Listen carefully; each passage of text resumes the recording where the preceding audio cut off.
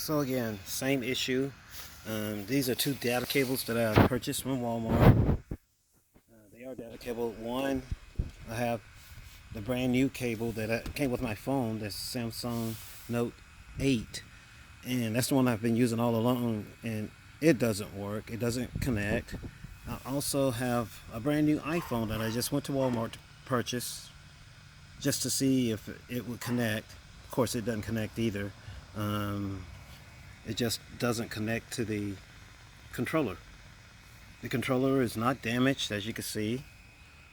It's quite brand new. Don't know what could go wrong. I've removed the program, the Freeflight 6, reinstalled it on this brand new iPhone, and again, it just will not connect to the controller. Nothing will connect. If I click on this up here, let's see if it'll work. It just brings me to this screen here. I can't reset the controller. So, and that happens on the Android Note 8 and the iPhone. The batteries are charged in both devices. Everything is topped off. Both of them are charged. It just will not connect. And don't know why, but I'd like to get an RMA to return it, so you guys can troubleshoot it for me. Thanks a lot. Bye.